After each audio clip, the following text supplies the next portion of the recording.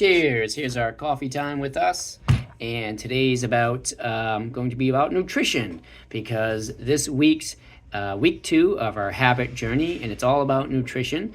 So if you haven't checked it out, go check the app out. It's got a few things that I'm going to talk about today, and you can pick one of those habits to focus on for the week, or whatever really does work for you. All right.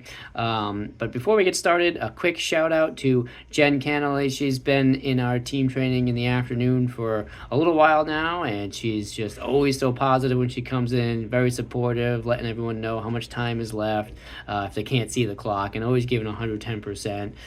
So thank you, Jen, for being here. Nice job. All right, keep up the good work. So we're talking about nutrition, and here's some habits that we can kind of focus on if you're not too sure, right? We can start with the low-hanging fruit, which is, just try to drink more water, and you can also track your food. That sometimes also is a great way to just see what you're doing, right, in terms of like how much macros you're having and overall calorie count. That's okay too. There are some inaccuracies with those, so you always got to keep that in mind with a grain of salt, right? So some of the tips that we really can start with is just moderation. Moderation is just kind of focusing on this week is looking at those areas where, when you do go to choose for some sort of dinner or lunch or something like that, you can just focus on in the back of your mind and say, hey, let's go with the moderation first, and take a smaller amount to begin with and see how your body feels afterwards. And if you want to go for more, that's fine too. But start with the moderation and see what works for you. And maybe certain meals might make you more full after you've eaten them than others. So the moderation can really help kind of kick in right there. Again, tracking could also be a great way to just make some healthy choices. That tends to happen if you're tracking your food. You tend to, eat some of those healthier foods that you know of that will, again, be more beneficial for nutrition-wise, nutrient-wise. There's also an eat more, not less model. So if you're not a person who likes to do moderation or into that, just focusing on eating foods that, such as like more vegetables, just focusing on certain areas that are going to be good for you. If you're just focusing on doing more of that, it's going to kind of push out some of those other things that might be slowing your progress down, right? So that's always a great way to just focus on eating more of the good stuff and don't worry about the bad stuff, and that's going to actually tend to squeeze out of the diet without even realizing. Another good one is nutrient timing. So you might be at this point where you're eating all the right foods, but maybe you're not eating enough of them or at the right time based on your workouts or the beginning of the day or the end of your day.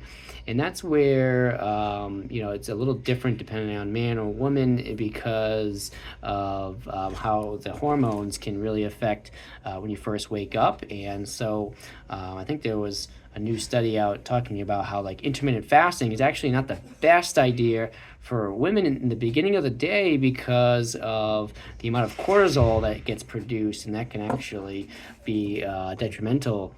And so actually having some sort of protein and food before you work out in the early morning is kind of suggested there. So like nutrient timing is definitely a thing that can help. Depending on if you're not getting enough protein in after the workout, or protein in general is going to be good for throughout the entire day, but nutrient timing could also be you're not eating every 3 hours. Maybe you go 5-6 hours without eating, or you're skipping breakfast, right? Sometimes like being on a set schedule can really help keep the metabolism at a good state, right?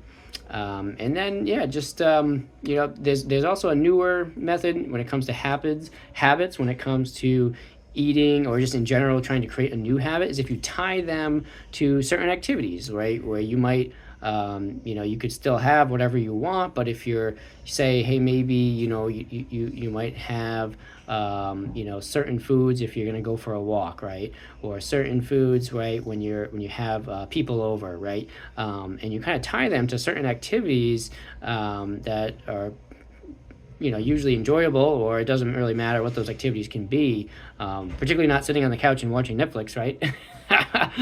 But if you limit to having those foods at those types of activities, that actually has been shown to increase adherence too. So you can try to do, like, certain foods like salads might be, before dinner at a certain time, if you just get done work or something like that. It depends on something that might work better for you in terms of your scenario. But if you tie them to certain activities, it actually helps with adherence too.